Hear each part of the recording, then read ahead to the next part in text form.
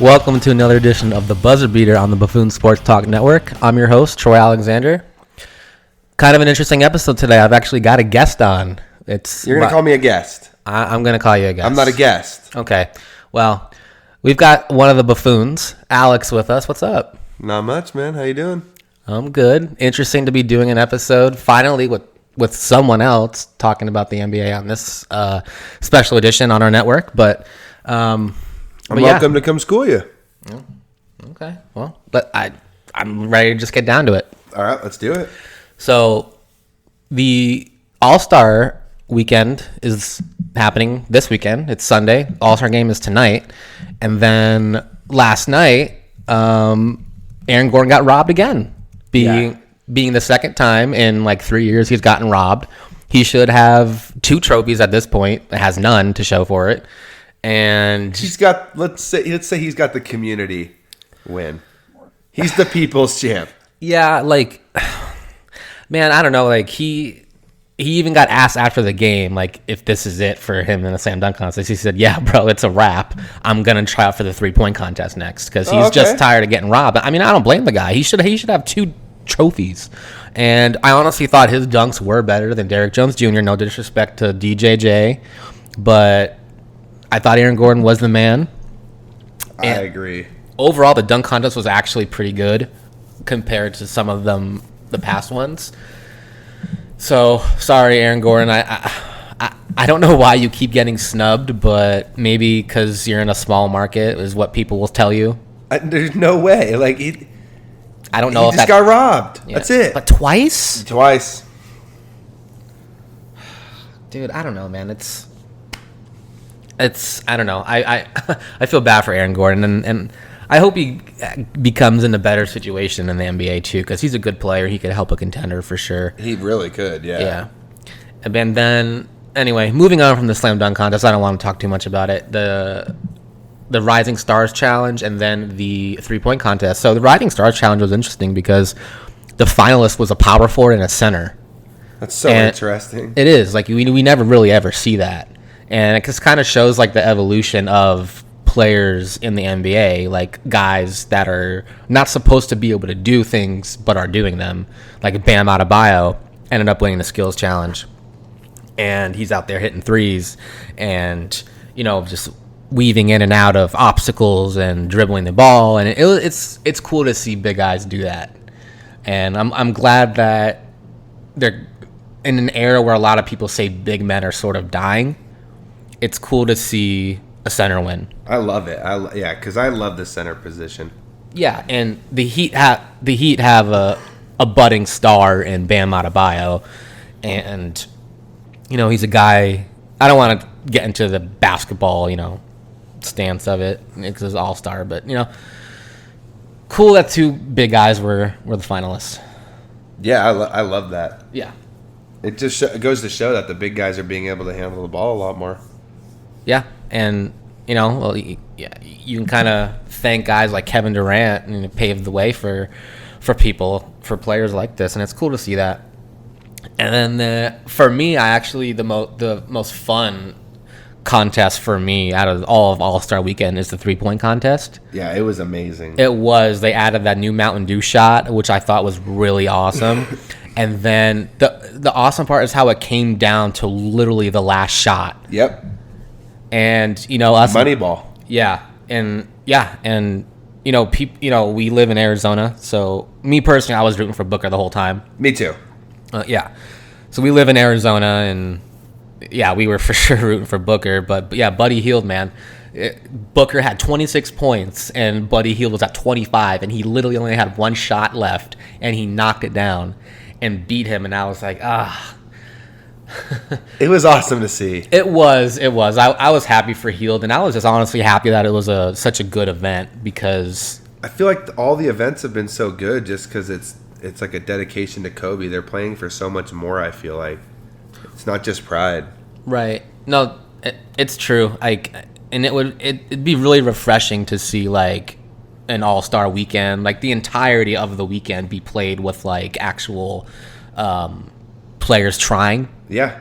And I feel like that's been the case. So I'm really eager to see how the All-Star game happens tonight, and if players will come out with that same like, just, hey, I actually want to win. I'm actually going to try tonight. I think they will. I like the way the new rules are in place, and I think that it's going to make it competitive. I think that LeBron's team's a lot better than Giannis's, but I still think the way they have it set up is going to make it a lot more interesting. I think they're going to try a lot harder. I agree, and I actually have LeBron as my All-Star MVP this year. I think he's 35 years old. He's going to come out, try to make a statement, and they renamed the All-Star Game MVP award after Kobe Bryant. They're calling it the Kobe Bryant MVP award. So it's really cool. I think that drives LeBron even more. You know, obviously him and Kobe were really good friends. Yeah. And I also think, like, part of me believes in this and part of me doesn't. Like, LeBron doesn't really like to admit he's got a rivalry with somebody, and it shows during games. Like, he'll try to not like hype up a rivalry, but I do think there's something there between Giannis and LeBron, as far as like LeBron knows Giannis is probably the eventual face of the league, if not already. Yeah, I think LeBron takes that personally, but he's really good at disguising it and showing it like, no, there's nothing here. So I'm wondering if LeBron's going to come out with the Kobe, perspective added on to that. I think LeBron's going to win MVP tonight. I wouldn't be surprised if he does. I know, like, you made a lot of good points. I don't even think I can add any on there. He's going to do it for Kobe. Yeah. And it's his team. He gets to make a lot of calls. The coach is his coach. It's Frank Vogel. He's going to probably play more minutes than anyone else if he wants to. Mm-hmm. So, yeah, I could definitely see him being the Kobe Bryant MVP award winner, and that's an awesome name to it, I think. Oh, I 100% agree. I love that they devoted it to Kobe. And I wouldn't be surprised if Luka won it. I think this is a prime game for Luka to show us what he can really do. I think Luka's going to also go off. So I think it's going to be between LeBron and Luka. He's so good. He is. He's got some deficiencies, but he is he's already an MVP candidate in his second year. So yeah, that's impressive. But anyway, we'll see what happens with that All-Star game tonight. But I do wanted to move over to another topic, but kind of stay on the same topic as far as the Bucks and Giannis. And we were talking in the group text today, and Jake, one of our other buffoons, brought up a really good point. He said, I have a question for you guys. If Giannis doesn't make it to a finals, has he so far underachieved in his career? And when you look at Giannis and his team, like, they're on pace to win 70 games this year. Okay, they have a net rating of like plus 12.3, so they're not only beating their opponents, but they're thrashing all their opponents. They're beating them by 12.5 points almost a game, which is a gargantuan number. It's the highest net rating of all time, even more than the 2015-2016 Golden State Warriors. And that's pretty incredible. And Giannis is like, I think, like cracking 30 minutes maybe. Yeah. So, I mean, let's talk about that. Let's say Giannis does not get to the finals this year. Has he been underachieving? I would say yes. I just think the East is so wide open right now. If you don't take advantage of it, then it's definitely a disappointment on Giannis's part. Because, I mean, just look at the stats here, Troy. It also is tough. After Brook Lopez, they don't have a single player averaging 10 points. So out of their top 4 players, they're getting 75 points. Yeah. If you can get Giannis to not produce 30 points in a playoff game, you'll probably beat them. And I think that's the biggest reason, or one of the biggest reasons why there are some people that think the Bucks are the championship favorite, and some aren't as big of a believer because they look at them and they say, well, they don't have any really household names outside of Giannis. Like, Chris Middleton is quietly having an insane season. He's having a 50-40-90 season right now. Yeah. And there's only been a handful of guys in the history of the league that have ever done that. And He's a big wing that can defend multiple positions and score the ball, and he's really efficient. And he's also had a really good playoff career. So the Bucks are interesting because, like, when you look at numbers solely, you're like, wow, this team is one of the best teams probably ever. But then, like when you look at other teams, I feel like this can be like 1 year where a team can come out of nowhere and give these contenders a run for their money. I think they can. Like, I still think the Bucks are the favorite. Oh, they're the favorite. I still think they are. Yeah. But I think they're not. I think they're beatable. Like, the problem is when you think of the 76ers, it's like their whole mindset was we need to construct a team to beat Milwaukee. Okay, you did that. You have a team that's constructed to beat Milwaukee, but here's the problem. They weren't banking on other 3-4 teams in the East being as good as they are. No. So you got to get through these teams and then play the Bucks. Yeah. If all they had to do is play the Bucks in the playoffs, I'd say they're going to the championship. So would I. But if they match up against Toronto, Boston, some of these other teams, it's going to be tough for them, man.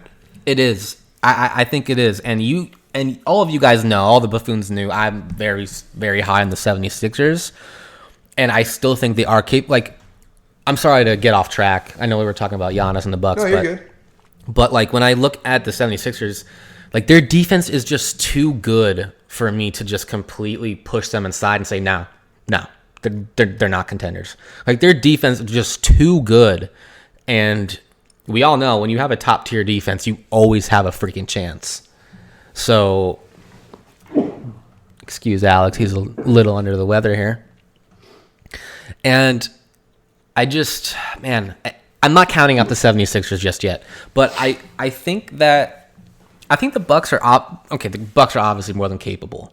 But I just want to say, if Giannis doesn't make it to the finals, he has been underachieving so far. Yeah, to answer Jake's question, for sure, underachieving. Even if he's only really hit superstardom the past 2-3 years, this is already his 7th year in the league. So I don't want to keep hearing anything like. Well, it's a disappointment because there's no Kevin Durant. What other team is there that's fully primed to win a championship this year? Right. The Bucks. They're the only team. In the East, I'm saying. Yeah. I think like the clear-cut favorite for the East is by far the Bucks. I don't even think it's really a contest. I think teams can give them issues. I think Miami and 76ers are two teams that could give them issues. Am I saying they're going to beat them? No, but I think they're capable of beating them. Oh, absolutely. And, people were in LeBron's like first 7-8 years, like the biggest knock on him was, he's the best player in the game. I mean, besides Kobe at the time, but he hasn't won a championship yet. But at the same time, he brought that scrub team, Cavaliers team in 2007 to a final single-handedly by himself. Yep. At least he could get it done to get to the finals. Giannis still has yet to do that. And the thing that really pisses me off about it is, let's just say hypothetically, let's say Giannis doesn't get his team to the finals. That giant sports double standard is going to come in that we all know is there. And they're going to say, because people love Giannis so much, they're going to say, oh, well, he didn't have the greatest team and he's in a small market, so it's hard for them to attract free agents to get the team better. You know damn well that's going to happen. Oh, yeah.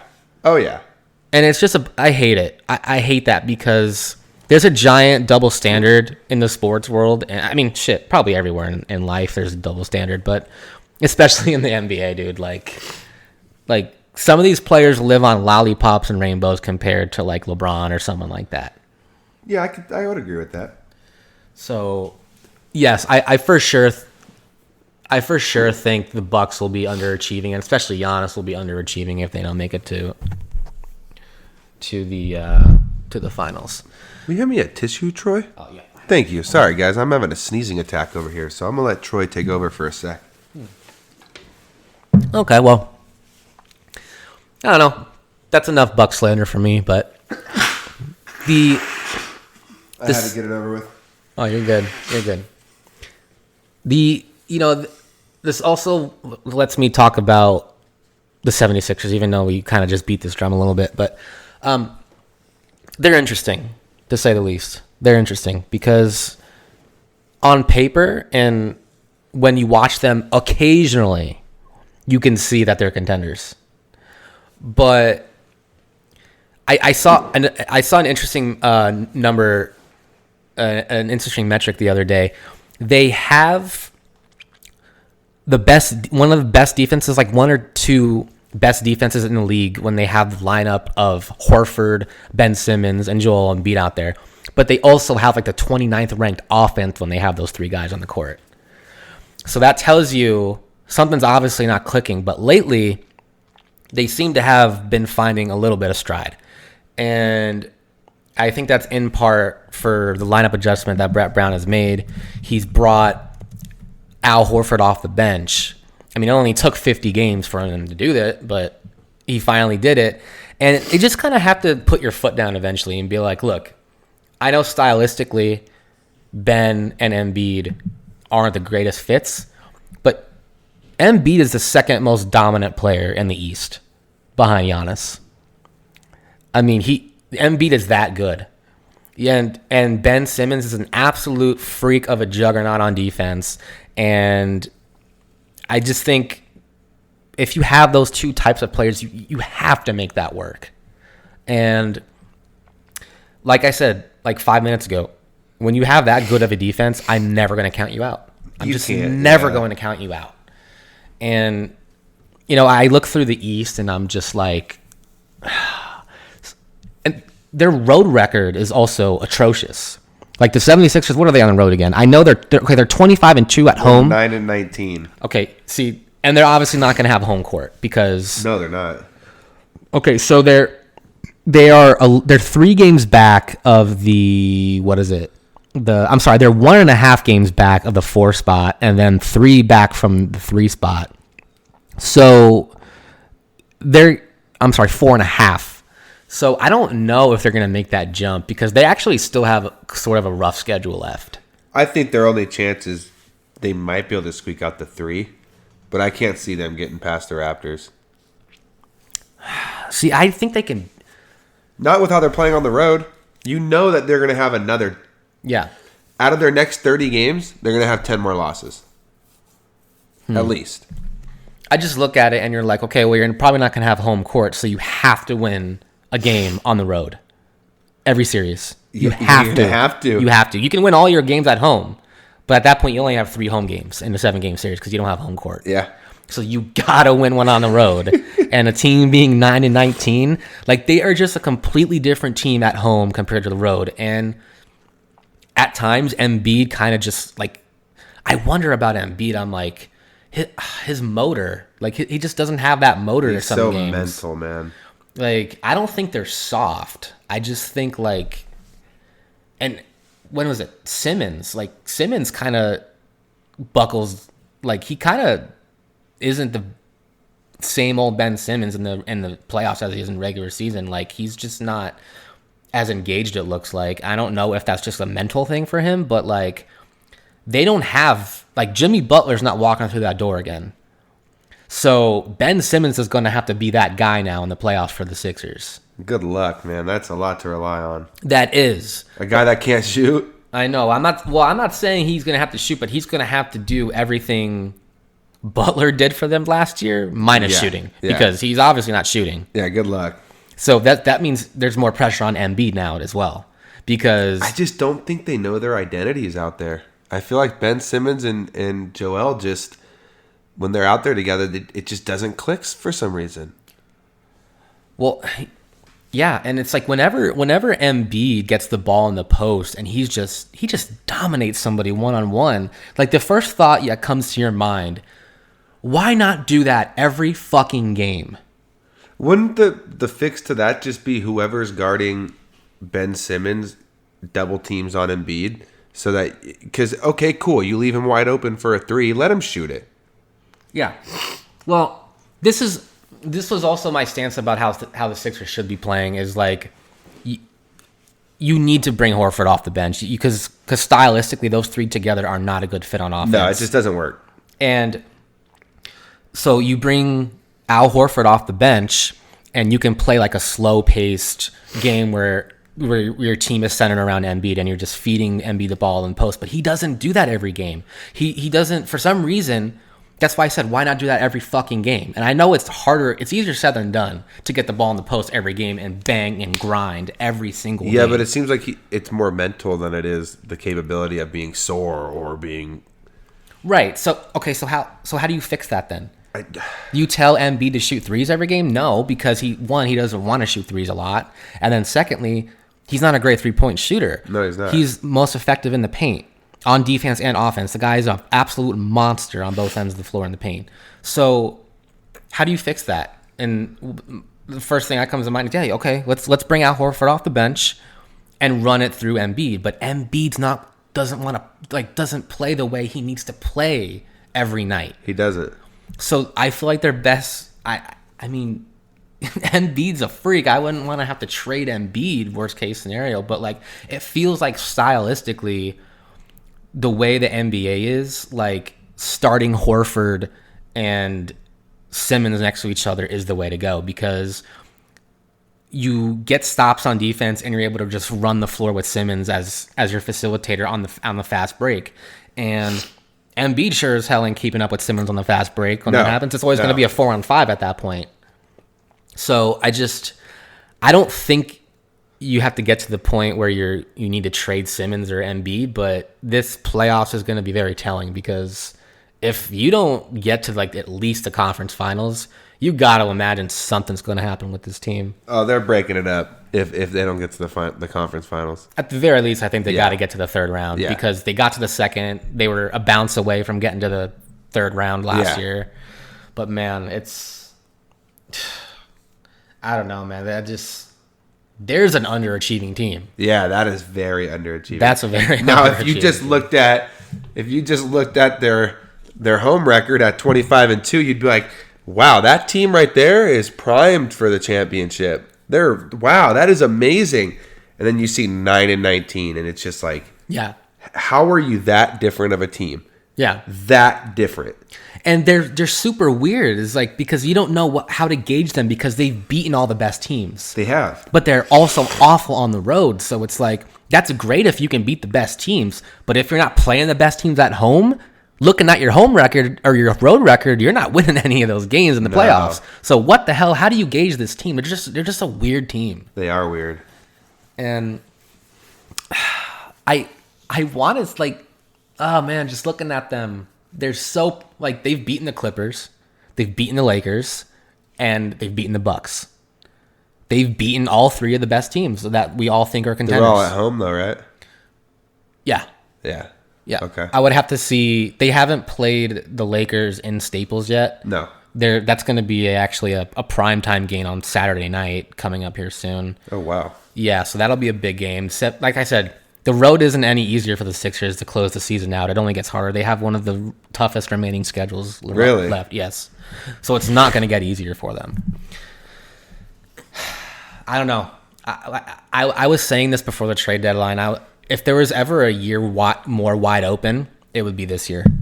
Because I think next year, the contenders that we think are good now are only going to be better, and I think they kind of solidify the season next year. So that's why I wanted to see a lot of teams buying this trade season, because if you can get one or two more pieces, you could have a shot to beat the Clippers, the Lakers, maybe the Bucks. Yeah, I agree completely. So sorry, malfunction. But what was that last topic that we wanted to talk about? We closed on the Bucks, 76ers.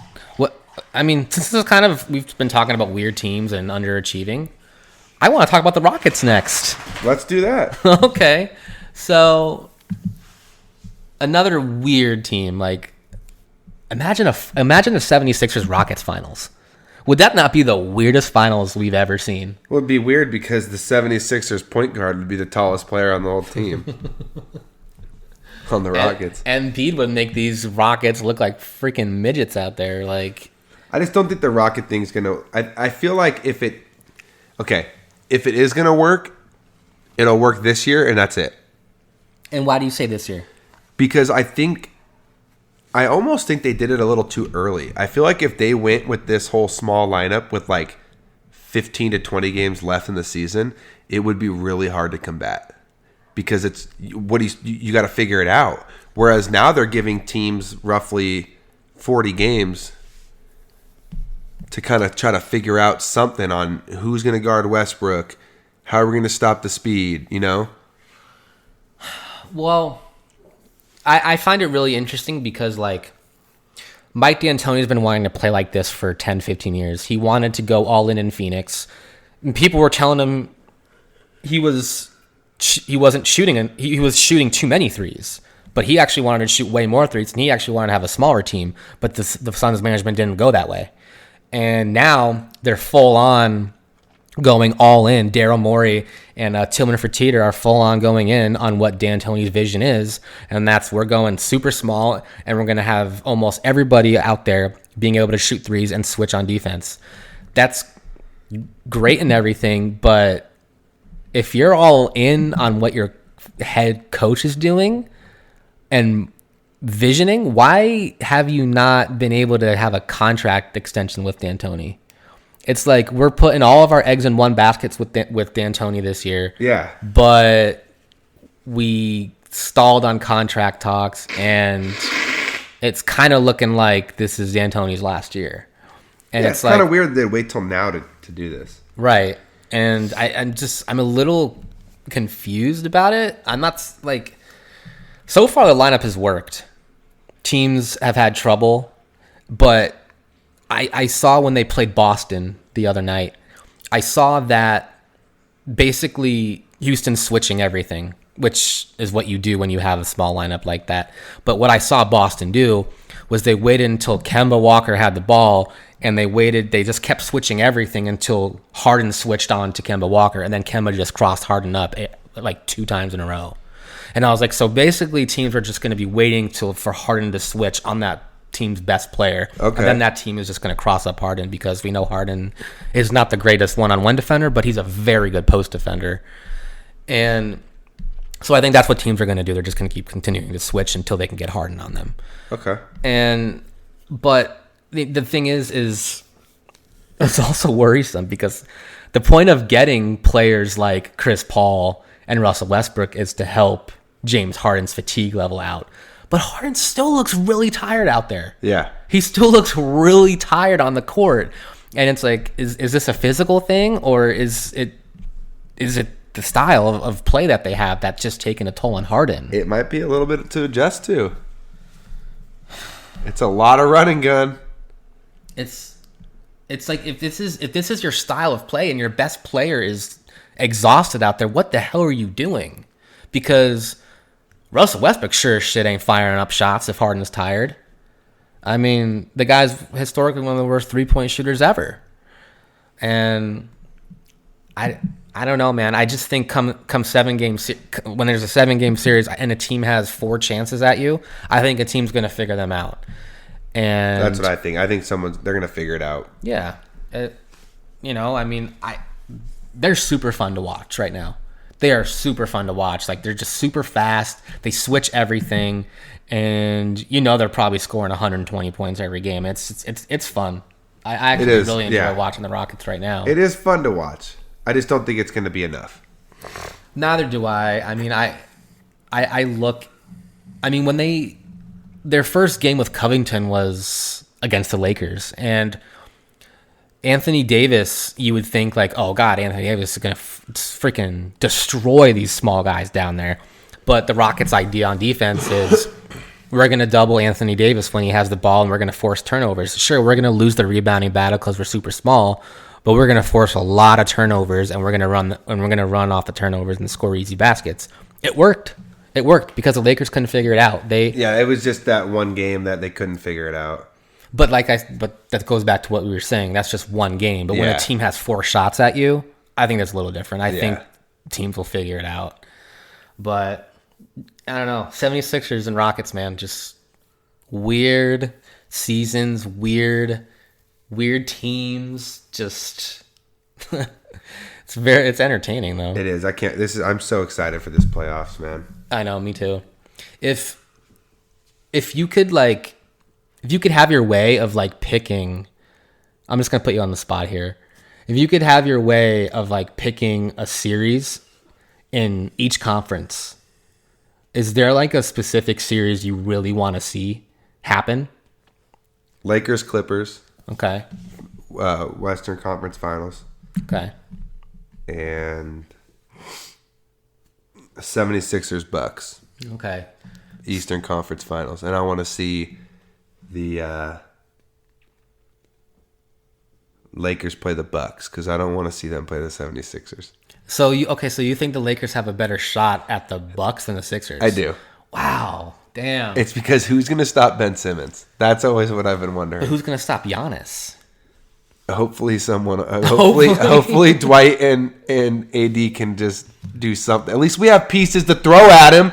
We have no one to throw at Ben Simmons. No one. I don't think they have anyone to throw. And this is the Lakers' biggest issue. It's been their biggest issue all season. Is when the Lakers had only 3-4 losses at the time at the beginning of the season. It was all against teams that had big wings. They just could not do anything about. That's the problem. They're not going to be able to stop Giannis. They're not going to be able to.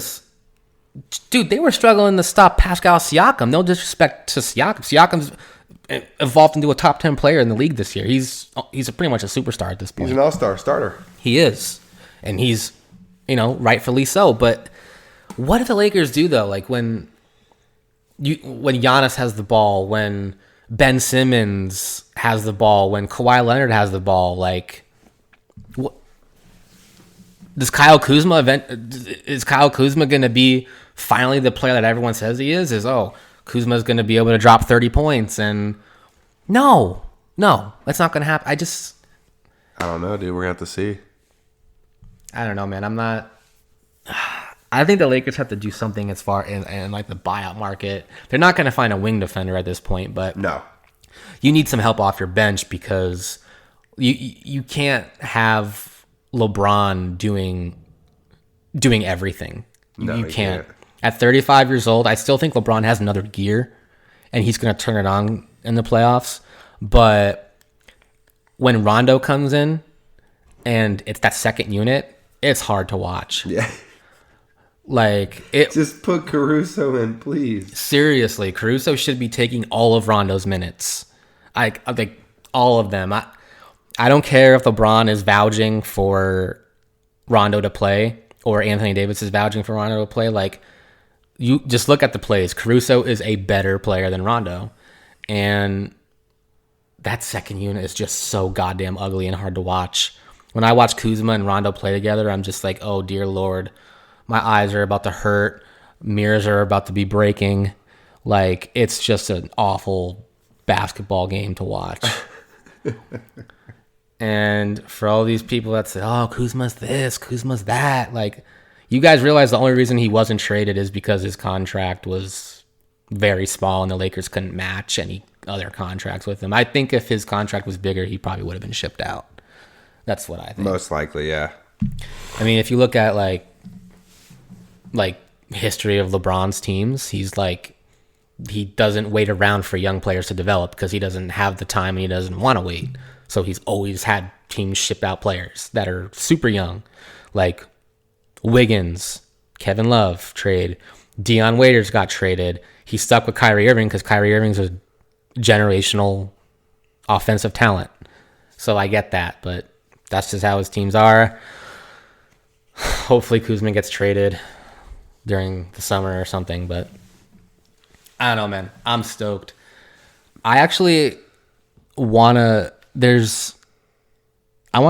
real quick maybe do what you did and call out a series that I would really like to see. Let's hear it. I'm actually so I'm going to start with the East. I want to see a Heat Bucks series because I was really high in the Andre Iguodala trade, and a lot of people kind of came down on me hard for it. They're like, "Oh wait, so you expect a 36-year-old to guard Giannis? Come on!" And I'm just like, "Well, they don't just have Andre Iguodala to guard Giannis. They also got Jay Crowder in that Memphis trade, who's a solid defender, and you also still have Jimmy Butler. So you have 3 guys you can throw at Giannis, and Bam Adebayo can guard the 1 through 5, and he's a center. So I don't think that it's solely just Iguodala. For me, that's an interesting series. And then for the West, I actually want to see a Rockets and Clippers series, because I think the Rockets give the Clippers some issues. I think the Rockets' speed, because the Clippers and Rockets have already played, I think, 2 or 3 times this year. Okay. And the Rockets have now correct me if I'm wrong, I don't know this 100% sure. I know the Rockets beat them once, but I'm not sure if they beat them twice. I know they beat them in LA. And then I don't know if they beat them at home in Houston. But I think they pose some problems for the Clippers. And it's also the Clippers' health. It is, yeah. I think that's the biggest thing, because everyone's saying, oh no, the Clippers will be good. Paul George and Kawhi Leonard haven't played many games together. They'll be fine come playoffs. Will they? Will they be fine? I mean, Paul George is going down like every other 5 games with something. They're 2-1 over the Clippers this year. Okay, so yeah, they did win 2 then. Yep. Okay. And the scores on that were 1-0, so by 9, and then by 5. So they only lost by 3 too. But was that preseason? No, preseason was this first game. Okay. Oh, okay, yeah. All right, well, Rockets only lost by... Yeah, so they've all been relatively close games. Yeah. But yeah, I mean, I think the Rockets are a better team today than they were when they played them. Probably, yeah. I mean, the players that they got in the trades fit their style of play more. Yeah. Yeah, I don't know. I'm just... the Clippers are probably the best team in the West when healthy, but that's the big question, when healthy, because Kawhi is obviously on load management. And there's no such thing as load management in the playoffs. You're either fucking playing or you're not. Right. So he's going to... Let's say the first series they play, what if that's a long series? What if that goes to the last game? That's a lot to put on his body, right? He hasn't played back-to-back all year, basically. Yeah. Now you expect him to play 20 straight games? Yeah. No, I agree. And people want to talk about chemistry. How are you supposed to build chemistry for the playoffs if you guys aren't playing together in a regular season? I mean, Beverly's been out for a while now. Paul George is now out. So, I mean, if those 2 guys are out and you're expecting Kawhi, who's on load management, to carry your team, this isn't Toronto anymore. No. So you don't have, if you're hurt, you don't have the flexibility to coast through the East. So does that mean the Clippers are going to be dropping in the standings, or is Kawhi going to have to play more than he wants to keep them afloat in top of the West? That's a good question, Troy. So that's what I'm going to keep my eye on with the last 30 games or so left in the season. Yeah. And I've been saying I think seedings have never been more important than this year, because like you look at the 76ers, their seeding is going to be very important, because they could lose in the first round realistically, depending on who they play. And then the Clippers, you don't want to have a possible like Rockets first round and then Nuggets second round type of thing. That would be tough, man. That would be really tough. I think you want to finish probably at the you probably want to finish at the 3 seed if you're the Clippers, because then you'll probably get like the Thunder or the Mavericks round one. That 1 seed is so important in the West because the A seed's so weak. Right. So that's true. I mean, the Grizzlies are a good team, but obviously they're not going to beat the Lakers, if that's how it currently stands. So right now, currently standing, the Clippers are their 3rd spot, and they are 1 full game behind Denver for the 2 spot. So they could obviously move up to the 2 spot. But let's say they stay in the 3 spot. They would have the Thunder round 1, and then the Clippers would be playing the winner of the Nuggets and Mavericks round 2. So I think they'd be playing the Nuggets. That's a tough second round matchup. That's tough. Right, and you'd be playing the Nuggets in Denver 4 games. Right, because they would have home court. Oof. And let me ask you a question. Who on the Clippers stops Jokic? Jokic? Yeah, I can never say his name. I'm sorry. I apologize for butchering his name. I'm always so bad at it. I mean, but on the flip side of it, the biggest weakness Denver has, and it's probably why they're not going to win anything, is a wing to stop other wings. So that's where both teams kind of have an advantage over each other. It's like, who the hell stops Jokic, but who the hell stops Kawhi Leonard? Yeah, that's true. So and Paul George. True, but are they going to be healthy? That's the question. Yeah. So that series could be really interesting. And then I look at it, and then the Lakers would be playing the winner of the Jazz or Rockets second round. That's another really good series. So, man, all across the board here, the West is just stacked, dude. man. It's gonna be a good postseason. I cannot wait. We are only like 2 months away, so this final 30 games are gonna be huge for all these teams because we got to position ourselves to obviously get a high seed, but we also have to position ourselves to have the kind of path we want throughout the whole playoffs. So I'm excited, man. I can't wait for it. Anything else you want to close on before? No, I think I'm good, man. Just fucking subscribe, like our shit, share it. Love you guys. You? No, everything what you just said times like 50 because we're trying to get subscribers and people to listen to this. And if this takes Alex to screaming his lungs out to do it, then I'm all for it. Alrighty, well, thanks for listening. Bullet, take us out.